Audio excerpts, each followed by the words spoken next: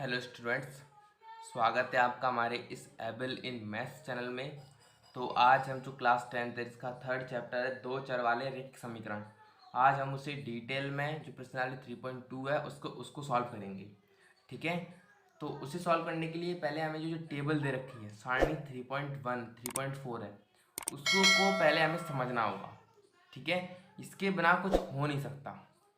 तो इसमें जो कुछ भी समझना है आपको वो मैं आपको समझाता हूँ। देखिए, ये आपको आगे भी पर्सनालिटी 3.3 3.4 इनमें भी काम आएगी। तो दो चर वाले रैखिक समीकरण मैंने आपको पहले बता दिया। रैखिक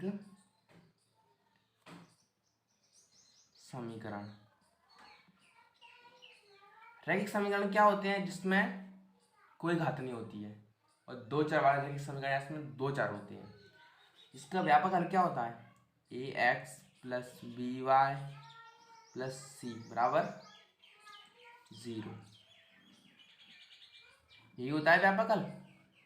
अब इसमें क्या क्या होता है? इसमें देखो ना, चर क्या है हमारे x और y। हमारे क्या है? चर है। जो x का गुणांक a और y का गुणांक b है, इन्हें हम दोनों को क्या बोलते हैं? इन दोनों को बोलते हैं हम गुणांक। ठीक है, ये होता है x का गुणांक, ये होता है y का गुणांक। जो इसमें ये c है वो हमारा क्या है? वो अचर पद है। ठीक है, क्या है? अचर पद है। अब इसे समझने के लिए मैं आपको एक समीकरण लिखता हूँ, जैसे कि 2x प्लस 3y बराबर 2 है। ये मैंने क्या लिखा? समीकरण लिखा। तो पहले आपको ये करना है कि दायां पक्ष है उसमें आपको कुछ भी नहीं छोड़ना है। मैंने क्या किया? 2x प्लस 3y, ये प्लस की 2 इधर है, माइनस की आकर इधर हो जाएंगे। ये बन गया हमारा समीकरण नंबर 1। इसमें x का गुणांक 2 है, y का गुणांक 3 है, अचर पद हमारा -2 है। ठीक, अब मैंने समीकरण ले लिया दूसरा, 3x माइनस के 2y प्लस के 5 बराबर 0। इसमें आपको पता चल गया होगा कि x का गुणांक और y का गुणांक क्या है। ठीक है, अब देखिए, हमें इसमें निकालना होता है यहाँ मैं लिखता हूँ, मैंने यहाँ पे लिखा समीकरण नंबर 1 से। समीकरण नंबर ए में पहले हमें निकालना होगा a1 के लिए हम देखते हैं x का गुणांक। क्या देखते हैं? x का गुणांक। a1 में हम x का गुणांक देखते हैं, b1 में हम y का गुणांक देखते हैं। तो a1 बराबर कितना हो जाएगा हमारा? 2। b1 में हम देखते हैं y का गुणांक कितना है? 3। c1 में देखते हैं हम अचर पद, क्या है? -2। ठीक है, यहाँ तक समझ में आया होगा बिल्कुल। उसके बाद समीकरण नंबर 2 से देखते हैं। समीकरण नंबर 2 से अब ये a1 हो गया, तो यहाँ पे हम a2 लेंगे। a1 और a2 में कोई फर्क नहीं है, x का गुणांक और y का गुणांक वही रहेगा। x का गुणांक 3 है तो a2 के लिए क्या हो जाएगा? 3। b2 बराबर y का गुणांक -2। और चिन्हों का भी बड़ा महत्व है इसमें, चिन्ह भी हमें लिखना है। अगर प्लस का है तो यहाँ पर कुछ नहीं रखते, उससे प्लस का मानते हैं। अगर माइनस का है तो माइनस लिखना पड़ता है। उसके बाद C2 क्या होता है? अचर पद, क्या है? 5। तो ये हमारा निकलेगा a1/a2, b1/b2, c1/c2। ऐसे हमें आगे निकालना होगा। हमने अभी इनके मान निकाल लिए। उसके बाद मान लीजिए हमें एक टेबल में दिया रखा है कि अगर हमें ऐसा दिया है कि a1/a2 बराबर नहीं है b1/b2 के, तो रेखा कैसी होंगी? प्रतिच्छेदी होंगी, करती हुई रेखा आएंगी, और केवल एक ही हल होगा। क्या होगा? केवल एक ही हल होगा। कैसे होगा? देना, नंबर 1 दिया है हमें a1/a2 बराबर नहीं है b1/b2 के, ऐसे ही दिया है। तो रेखाएं कैसी होंगी? प्रतिच्छेदी, प्रतिच्छेदी रेखाएं होंगी। ठीक है, अगर A1/A2 not equal to B1/B2 के हुआ तो रेखाएं कैसी होंगी? प्रतिच्छेदी रेखाएं होंगी। और आपको पता होगा प्रतिच्छेदी रेखाएं कैसी होती हैं। मान लीजिए मैंने एक लाइन खींची, ये खींच दीजिए, तो ये इस पॉइंट पर क्या कर रही हैं? प्रतिच्छेद कर रही हैं एक दूसरे को। ठीक है, जब अगर ये एक पॉइंट पर प्रतिच्छेद कर रही हैं तो इसका क्या मतलब है कि इनका जो हल है वो केवल एक अद्वितीय हल होगा। ठीक है, अगर ऐसा हुआ A1/A2 B1/B2 बराबर नहीं है तो रेखाएं प्रतिच्छेदी होंगी और एक बिंदु पर ये प्रतिच्छेद कर रही हैं, इसीलिए इनको हम केवल एक हल बोलते हैं कि एक हल होगा। ठीक है, अब सेकंड आता है। सेकंड में क्या था? सेकंड में था A1/A2 बराबर है B1/B2 बराबर है C1/C2। तो रेखा कैसे होंगी? संपाती होंगी और अपरिमित रूप से अनेक हल होंगे। तो कैसे होंगे देखना, A1/A2 बराबर है B1/B2 के बराबर है C1/C2 के। तो रेखाएं कैसी होंगी? संपाती। अब संपाती रेखाएं कैसी होती हैं? संपाती रेखाएं ऐसी होती है, मान लीजिए ये रेखा ये है, ठीक है, इसके ऊपर मैंने एक और लाइन खींच दी, एक और रेखा खींच दी। ठीक है, तो ये कितनी रेखाएं हो गई? दो, लेकिन एक्चुअली हम इसको एक ही रेखा बोलते हैं। ठीक है, तो ये कितने पॉइंट्स पर क्रॉस करेगी इसको? अपरिमित रूप से अनेक पॉइंट पर। ठीक है, इसके पॉइंट जितने भी ये आगे बढ़ती जाएगी उतने पॉइंट इसके बढ़ते जाएंगे और ये अनंत अनेक यानी कि अपरिमित रूप से अनेक हल होंगे इसके। ठीक है, तो इसको क्या बोलते हैं? संपाती रेखा बोलते हैं, आप ध्यान रखना। इसको बोलते हैं प्रतिच्छेदी। तीसरा पॉइंट, तीसरे में क्या था? तीसरे में था यदि A1/A2 बराबर है B1/B2 के बराबर नहीं है C1/C2 की, तो रेखा कैसी होंगी? समांतर होंगी और इनका कोई हल नहीं होगा। तो देखिए, अगर तीसरा पॉइंट ऐसा हुआ A1/A2 बराबर है B1/B2 और बराबर नहीं है C1/C2 के, ऐसा हुआ तो रेखा कैसी होंगी? समांतर होंगी। समांतर रेखा कैसी होती हैं? जिनके बीच का डिस्टेंस इक्वल होता है हर जगह पर। अगर यहाँ पर इनके बीच का डिस्टेंस मान लीजिए 4 सेंटीमीटर है तो यहाँ पर भी इनके बीच का डिस्टेंस ही 4 सेंटीमीटर होगा। तो इनको हम क्या बोलते हैं? संपाती, वो समांतर रेखा बोलते हैं। और आप सोच सकते हो कि ये आगे जाके कहीं पर मिलेंगी या क्रॉस करेंगी किसी बिंदु पर? नहीं करेंगे, क्योंकि ये जहाँ तक भी जाएँ वहाँ तक बढ़ती जाएंगी और एक दूसरे को कभी ऐसे क्रॉस नहीं करेंगी। ठीक है, तो इनका क्या हल होता है? कोई हल नहीं होता है। और ये कैसी होती है? समांतर। एक बात ध्यान रखना कि जितने पॉइंट्स पर वो रेखाएं प्रतिच्छेद करती हैं या क्रॉस करती हैं उतने ही हल होते हैं। इतना समझ में आ गया? तो हम चलते हैं आप प्रश्नावली की तरफ। ठीक है, चलिए। तो देखिए, प्रश्नावली 3.2 है, जिसमें पहला क्वेश्चन बोल रहा है कि निम्न समस्याओं में से रैखिक समीकरणों के युग्म बनाइए और उनके ग्राफीय विधि से हल ज्ञात कीजिए। हमें इनके युग्म यानी कि समीकरण बनाना है और ग्राफीय विधि से हमें उन्हें हल करना है। तो जो फर्स्ट क्वेश्चन है वो क्या बोल रहा है? कक्षा 10 के 10 विद्यार्थियों ने एक गणित की पहेली प्रतियोगिता में भाग लिया। यदि लड़कों की संख्या से 4 अधिक हो तो प्रतियोगिता में भाग लिए लड़कों और लड़कियों की संख्या ज्ञात कीजिए और ग्राफीय विधि से हमें क्या करना है? इसको बताना है, वैसे नहीं बताना है। ठीक है, चलिए करते हैं फर्स्ट क्वेश्चन को। तो ये है पहले का पहला क्वेश्चन है। क्या बोल रहे हैं कि कक्षा 10, ठीक है, कक्षा 10 में क्या है? बालक और बालिकाएं हैं मान लीजिए। ठीक है, आप छात्र छात्राएं मान लीजिए, छात्र हैं और छात्राएं। ठीक है, इन दोनों की संख्या मिलाकर कितने हो रहे हैं? 10, यानी कि कुल विद्यार्थी हैं। कुल विद्यार्थी कितने हैं? 10 विद्यार्थी हैं कुल। अब इसमें ये तो हमने थोड़ा क्वेश्चन को समझा कि कक्षा 10 में इतने छात्र हैं और छात्राएं हैं, दोनों की इक्वलिटी कितनी है कि वो 10 हैं। कुल विद्यार्थी कितने हैं? 10 हैं कक्षा 10 में जो पहली प्रतियोगिता में भाग लिया है। अब हम मानते हैं, देखना, माना छात्रों की संख्या छात्रों की संख्या क्या है, x है, ठीक है, तथा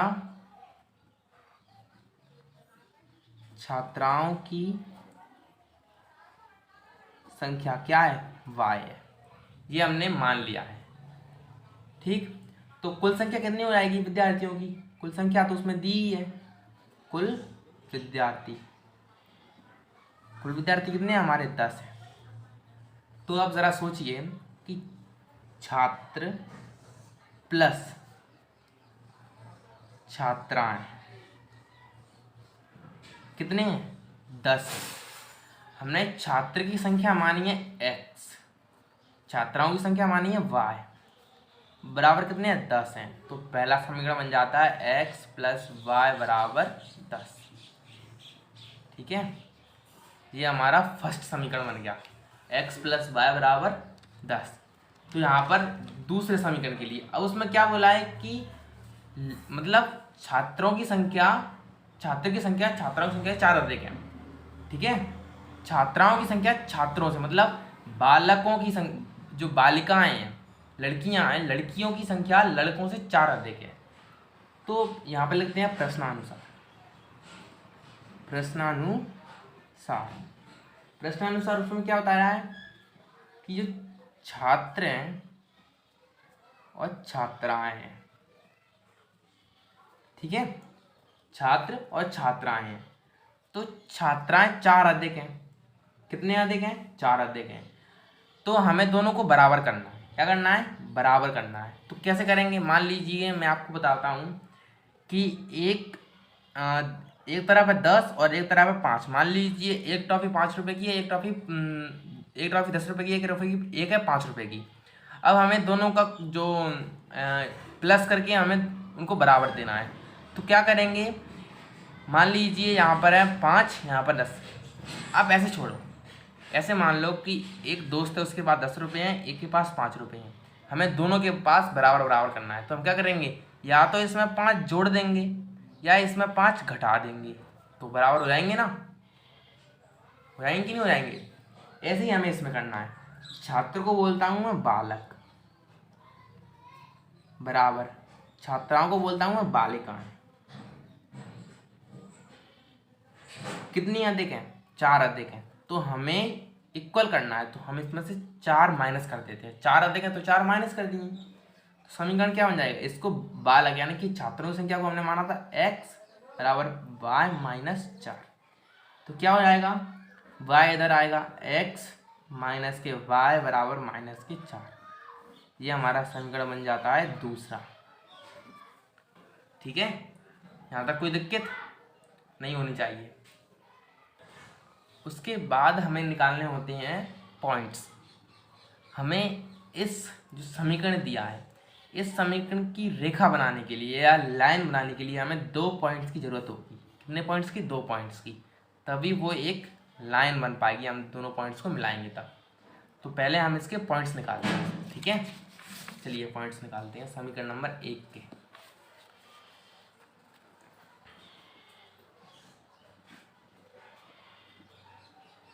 समीकरण 1 से, समीकरण 1 क्या है, x प्लस वाई बराबर 10, ठीक। ये है, हमें ऐसे मान रखने हैं x और y के कि वो बराबर आए या कट जाए। तो मैं मान लेता हूँ और आपको मानना है। आपका अगर आपने x बराबर कुछ भी एक बार रख लिया तो आप उसे दोबारा नहीं रख सकते।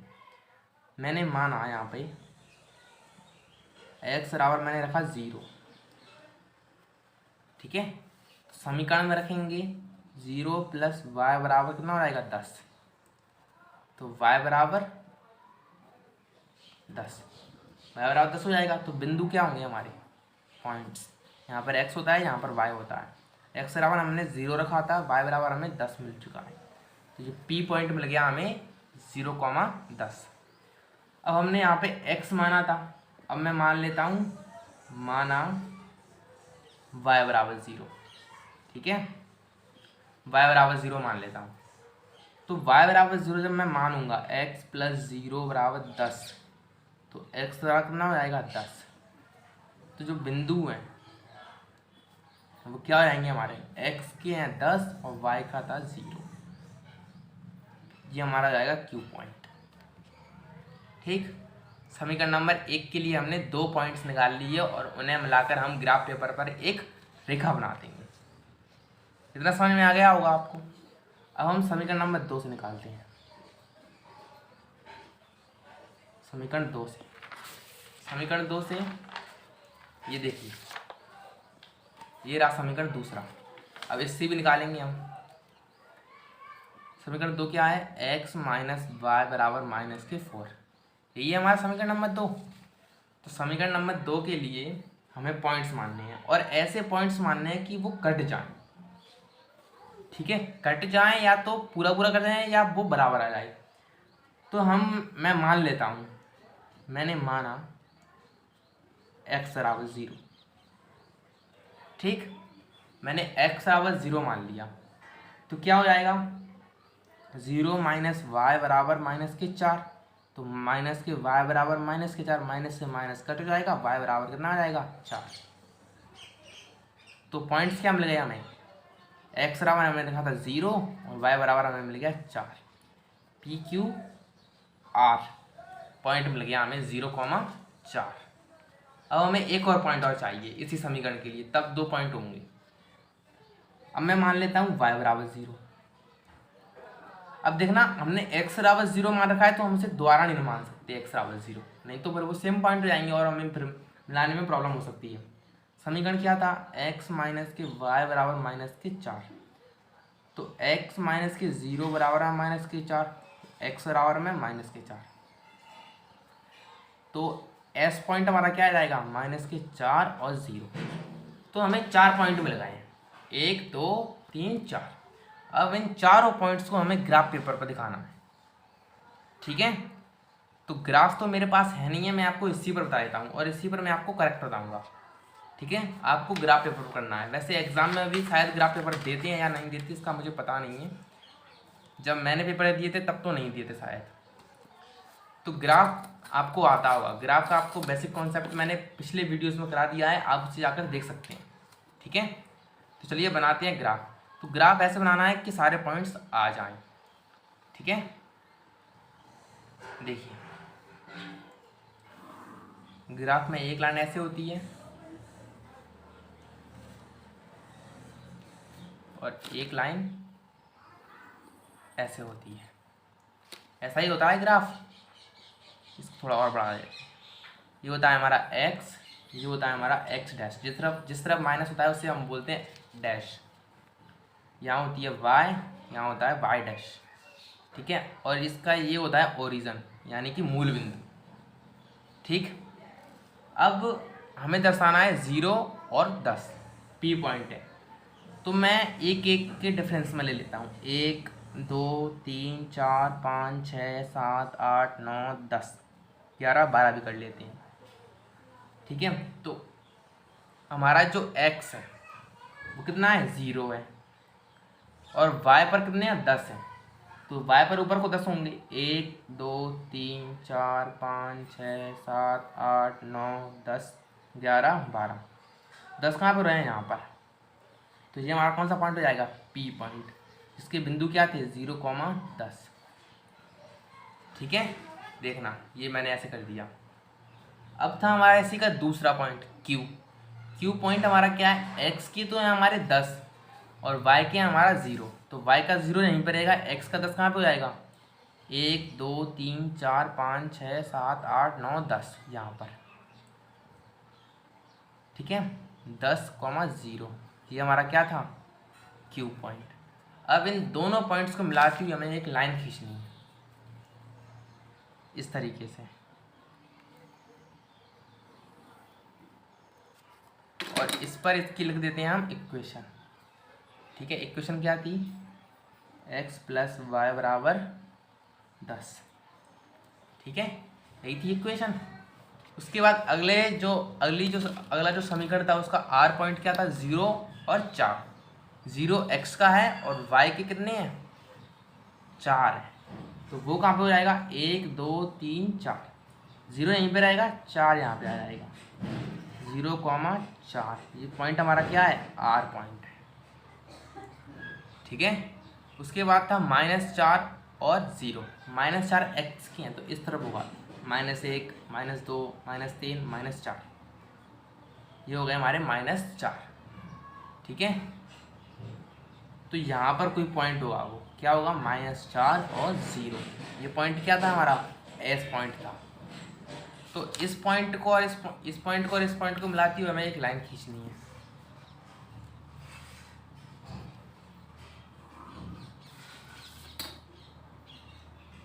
और इस पर लिख देते हैं हमें किसकी इक्वेशन। और हाँ, अगर आप पेपर में करते हो तो आपको ये पेंसिल से करना है, मैं पेन से कर रहा हूँ। ठीक है, क्योंकि प्रैक्टिस करते हैं तो चीज़ें हमें आने लगती हैं।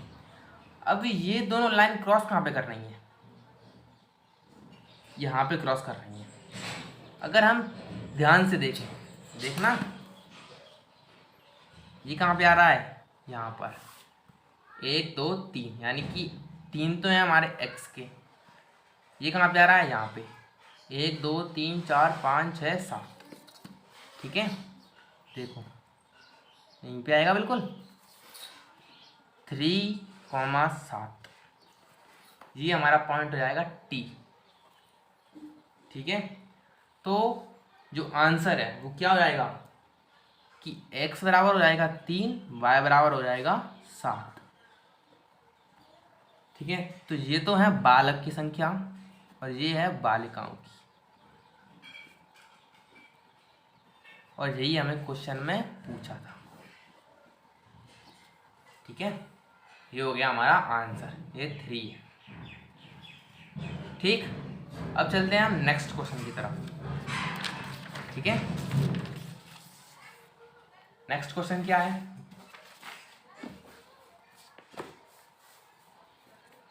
बिल्कुल इसी की तरह क्वेश्चन है, ये तो बहुत सरल है। दूसरा है पहले का कि 5 पेंसिल तथा 7 कलमों का कुल मूल्य 50 रुपये है। 5 पेंसिल हैं और 7 कलम है, उनका जो टोटल प्राइस अब कितना है, 50 रुपये है। जबकि 7 पेंसिल और 5 कलमों का, 7 पेंसिल हैं और 5 कलम है, उनका टोटल प्राइस कितना है, 46 है। एक पेंसिल का मूल्य तथा एक कलम का मूल्य ज्ञात कीजिए। ठीक, क्वेश्चन को ध्यान से पढ़ना बहुत ज़रूरी है। अगर आपको क्वेश्चन को एक बार ध्यान से पढ़ लिया और आपको समझ में आ गया तो 90% क्वेश्चन आपका वहीं पे ख़त्म हो जाता है। ठीक है, तो पहले का ये कौन सा है, दूसरा है। क्या कह रहे हैं कि पेंसिल और कलम है, माना एक पेंसिल की कीमत कितनी है, x रुपये है, तथा एक कलम की कीमत कितनी है, y रुपये। ठीक, तो हम बोलते हैं प्रथम शर्तानुसार, प्रथम शर्त अनुसार। प्रथम शर्त में क्या बोला है कि 5 क्या है, पेंसिल है। ठीक है, प्लस 7 क्या है, कलम है। और ये प्लस मैंने क्यों लगाया है, ये प्लस मैंने इसीलिए लगाया है कि उन दोनों कलमों, पेंसिल और कलमों का जो प्राइस है, टोटल प्राइस वो कितना है, 50 रुपीज़ है। अब टोटल बोला है तो आप एक बार सोचिए कि आपने एक दुकान से एक चॉकलेट और एक टॉफ़ी खरीदी, तो उन दोनों का जो प्राइस है आप उनको दोनों को मिलाकर दोगे दुकानदार को, तभी तो वो टोटल होगा। इसीलिए मैंने यहाँ पे क्या लगाया है, प्लस लगाया। ठीक है, तो पेंसिल की कीमत क्या मानी थी हमने, x, तो 5x plus 7y equal to 50 rupees. समीकरण नंबर हमारा कितना हो गया, 1 हो गया। ठीक, अब द्वितीय शर्त, यानी कि द्वितीय शर्त क्या बोली है, द्वितीय शर्त में वो बोल रहे हैं कि अब 7 पेंसिल हैं, क्या है, 7 पेंसिल प्लस 5 कलम है, उनका मूल्य कितना है, 46 रुपीज़। पेंसिल को क्या माना है हमने, x, प्लस कलम को क्या माना है हमने, y, बराबर कितना है, 46 रुपये।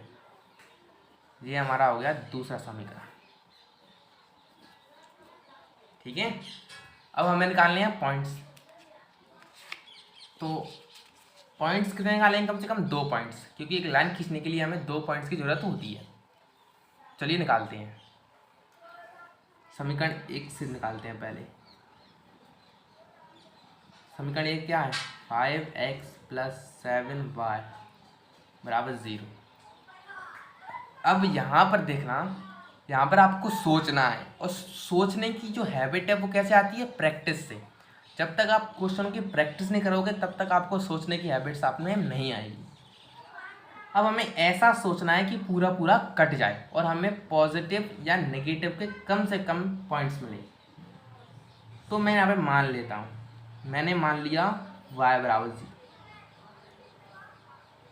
ठीक है, 5x + 7 × 0 = 50। तो 5x ये कितना हो जाएगा? 0 = 50।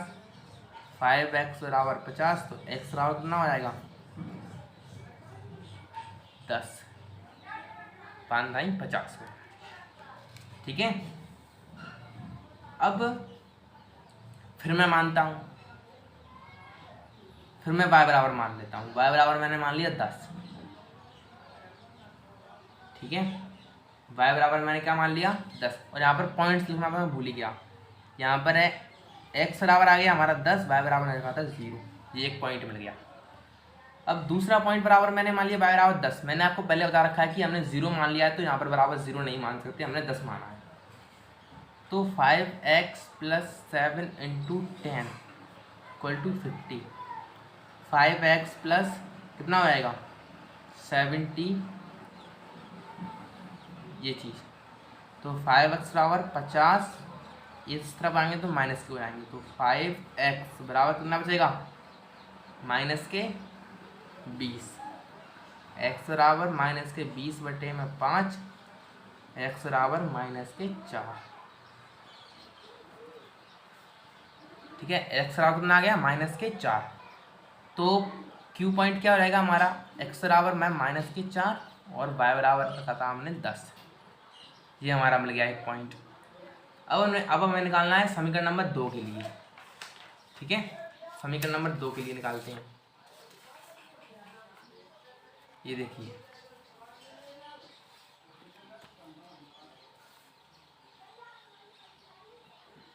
समीकरण नंबर 2 से 2 क्या है? 7x + 5y = 46। अब इसमें ही मैं सोचूंगा, इसमें आपको ऐसे पॉइंट सोचने हैं कि कट जाए बस। तो मैं सोच लेता हूँ x बराबर 8। ठीक है, x बराबर 8 मैं सोचता हूँ, तो x × 8 + 5y बराबर कितना आ जाएगा? 40। कितना आ जाएगा ये? 7 8 56 + 5y = 40। 5y = 40 - के 56। 5y बराबर कितना हो जाएगा? -10 बचेंगे। और y बराबर -10/5 कट जाएगा। y बराबर कितना हो जाएगा? 2 -के। हमने रखा था r पॉइंट पर x रखा था हमने 8, मिल गया अब आया हमें y -2। ठीक, अब मैं रखता हूँ x बराबर -2 रख लेता हूँ। 7x + 5y = 40। 7 × -2 + 5y = 40। 7 दूनी -14 + 5y = 40। तो 5y = 40, इस तरफ आएंगे तो +14 हो जाएंगे। 5y बराबर कितना हो जाएगा? 60 में, ये इधर आएंगे तो y बराबर 60/5 काट देंगे। y बराबर कितना हो जाएगा? 12। ठीक, इस तरीके से एस पॉइंट हमें क्या मिल जाएगा? -2 और 12। इस तरीके से तो हमें ये चारों पॉइंट मिल गए, 1 2 3 और ये वाला पॉइंट 4। अब हमें इसकी खींचनी है ग्राफ पेपर पर। ठीक है, चलिए करते हैं ग्राफ पर। ग्राफ हमें ऐसे खींचना है कि सारे पॉइंट्स ग्राफ पेपर पर आ जाएं, ठीक है।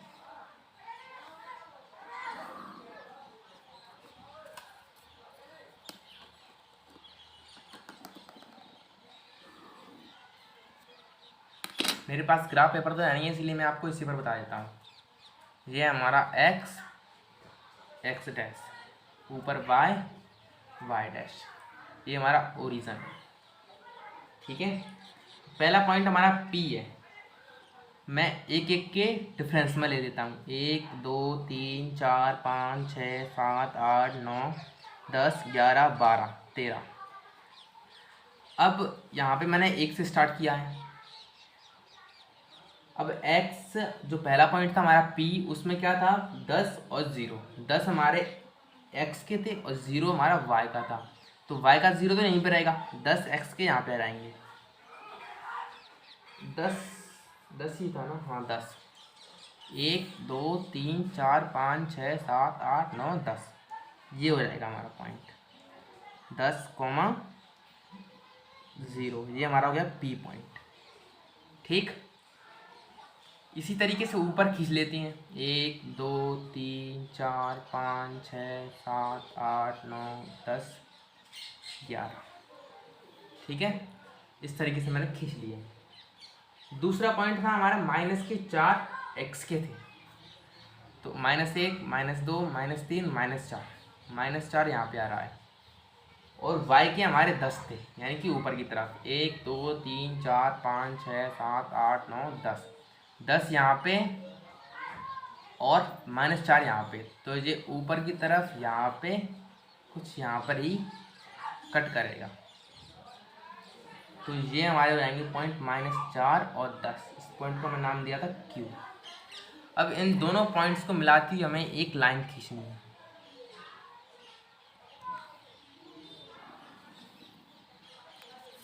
ठीक है। और इस लाइन की इक्वेशन इसके ऊपर लिख देनी है।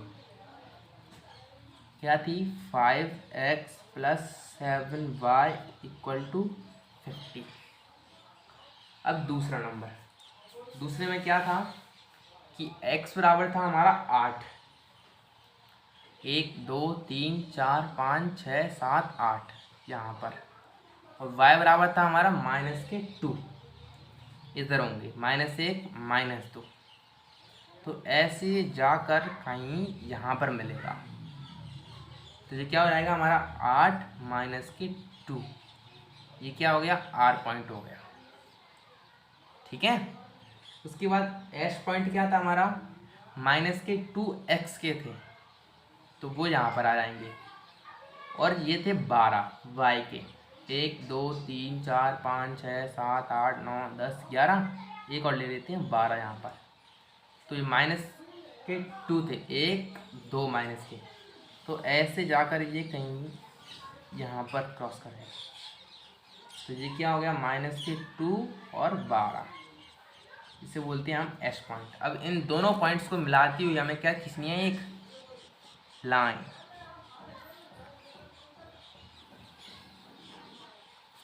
खींचती है हमने लाइन। इसकी इक्वेशन हम इसके ऊपर लिख देते हैं। इसकी इक्वेशन क्या थी 7x + 5y = 40। अब देखना ये पॉइंट कहाँ पर क्रॉस कर रहा है, यहाँ पर क्रॉस कर रहा है, ठीक है। तो ये कुछ ऐसे नीचे की तरफ यहाँ पर आएगा 1 2 3, और ये कुछ ऐसे जाएगा 1 2 3 4 5, ठीक है। तो x का हमारा क्या था, ये t पॉइंट मान लेते हैं इसको, x का था हमारा 3 और y का था हमारा 5, तो जो x यानी कि क्या माना था पेंसिल, वो क्या हो जाएगा 3, y यानी कि कलम 5, यानी कि पेंसिल की कीमत 3 रुपये और कलम की कीमत 5 रुपये, यहाँ पर लिख देना पेंसिल और कलम, ठीक। आ गया होगा आपको समझ में। आप अब देखिए, इसके मैंने आपको ये 2 क्वेश्चन कराए हैं, इसकी जो अगले वाले जो क्वेश्चन है मैं आपको इसके अगले वाले पार्ट्स में दूंगा, ठीक है। ये वीडियो का फर्स्ट पार्ट था, इसके अगले पार्ट्स में आपको इसी सारे क्वेश्चन मिल जाएंगे। So thanks for watching. अगर वीडियो थोड़ी सी भी पसंद आई हो तो प्लीज़ लाइक करना, अगर चैनल पे नए हो तो चैनल को सब्सक्राइब कर लो, क्योंकि जो मैथमेटिक्स से रिलेटेड ऐसी वीडियोस मैं अपने चैनल पर रोज़ाना अपलोड करता रहता हूँ। So thanks for watching.